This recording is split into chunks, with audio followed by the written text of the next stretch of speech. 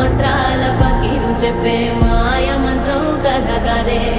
చంటోళ్లను భయపెట్టే భూచోడి కథ కదే